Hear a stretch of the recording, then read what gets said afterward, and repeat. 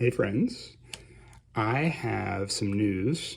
Well, specifically, I have an omen for you, and that omen is something fun, restorative, and creative is coming into your life.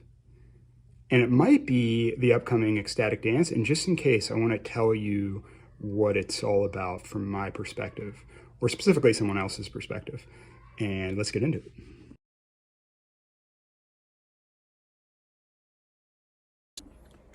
Okay, friends, so as we're proceeding to the next phase of this video, I do want to tell you about Dr. Mudd.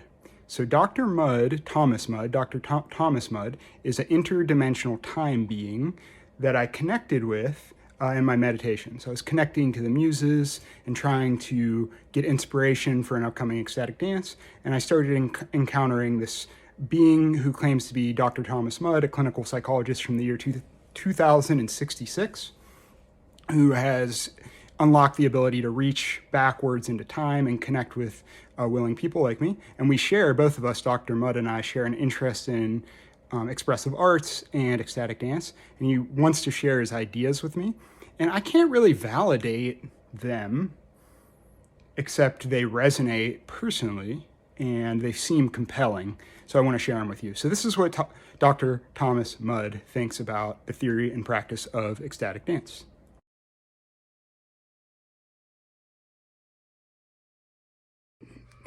Okay, so this first point is about the innate bodily wisdom, like the thing from within the body that is spontaneously regenerating wounds, this kind of somatic wisdom, spontaneous order that kind of knows what to do without us having to say anything about it. And idea building upon this is that we know our bodies have access to this, and also that our bodies, our psyches, and our souls are united in this capacity. And by connecting to our bodily wisdom, we can unlock some of these capacities in the soul, psyche, and body. And we're just looking at some images of that going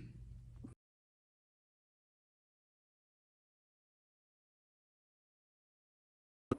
Okay, and this next theoretical idea that I find very compelling is that your frequency, your heart song that you express through art and through movement is vital. That each of us carry a frequency and a song that fits in the greater interconnected web of beings, and that your expression is vital and we need it. And no matter your age, body, background, whether you fit into categories that are usually celebrated by our culture, it doesn't matter. You are sacred and important. The way you shine and what you're bringing is absolutely vital. And this is creative expression, uninhibited self-expression is a vital aspect of ecstatic dance and in our community as well, our global interconnected web of life. Okay, so that's an important part of the theory.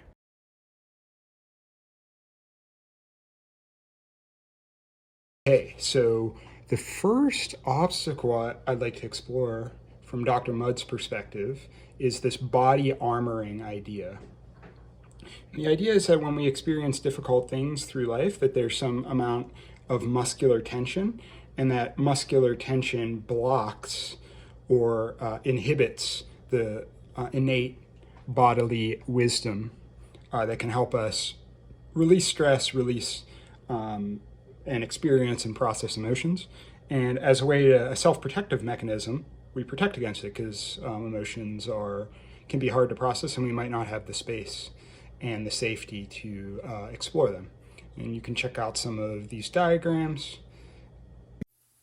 So sometimes with this pain cycle idea, with muscle guarding, there can be an inability to release stress and open to the innate healing capacities of the body.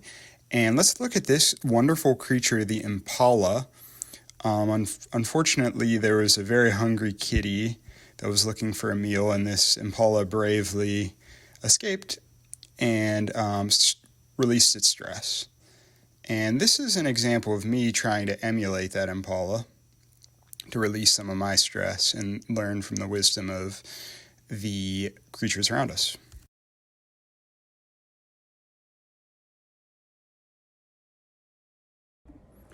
Alrighty, and so this is the obstacle, friends. Another obstacle, the second one, which is about self-judgment, first of all, about the self-critic that is inhibiting us from that uninhibited expression. Usually coded as negative. I like to think of self-hatred even. That's a strong one. But this idea that there's something wrong with our movement and our impulses. There's something off about it, or dangerous or scary or ugly or gross. Some kind of thing like that. And it, I think, is related, not directly. It's somewhat directly related, but at least it rhymes with social conformity. There's a way that we're supposed to be and that we've been trained to be.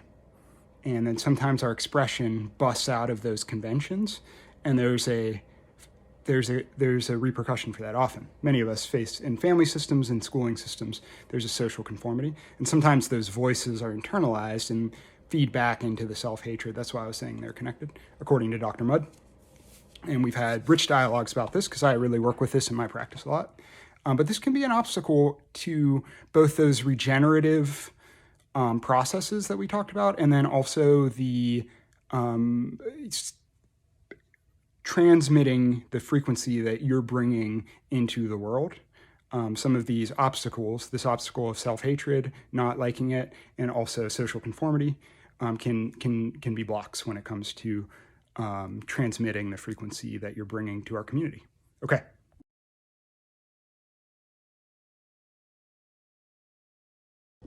Okay, friends, so in this chapter, we're exploring how the practice and structure of ecstatic dance can help overcome some of the obstacles we've been talking about. And the first one I want to talk about is the overall ethos.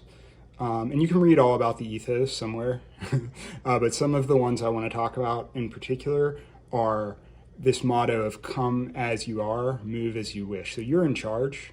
First of all, your body is fine, and as we've already discussed, and perfect for the space. And then you're in charge of how you want to move. So that's one aspect of the ethos that helps overcome some of these obstacles. And two, the intention of the community to hold a space of non-judgment. And so to have some neutrality and openness to allow things to emerge. Very powerful practice, both to give and receive.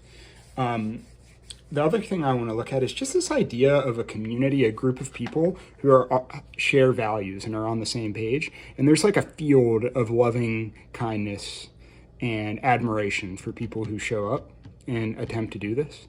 And stepping into that can be very activating and very powerful. And it can help us, that just shared collective emergent space can help many of us face with courage some of these difficult obstacles. And then the third one is the wave. I love the wave. This is an energetic wave. And the beauty of an energetic wave is that it allows us to experience frequencies that we might not always experience, frequencies and rhythms. And this can sometimes help, at least help me a lot. A lot of the times it helps me break out of some of my patterns. I'm comfortable in certain rhythms, and it's a nice practice to explore softer, slower rhythms sometimes, faster, more energetic rhythms sometimes in a sequence that mimics a birth, death, rebirth cycle. Okay.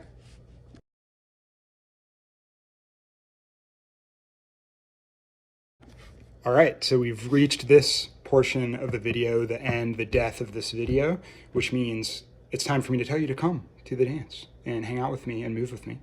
You can find it somewhere on this page where you're watching it. We have, when I'm shooting this, there's a dance in one day. When you're watching this, who knows when the next dance is. But there will be one, and I'll see you there. So come and say hi to me, okay? Bye.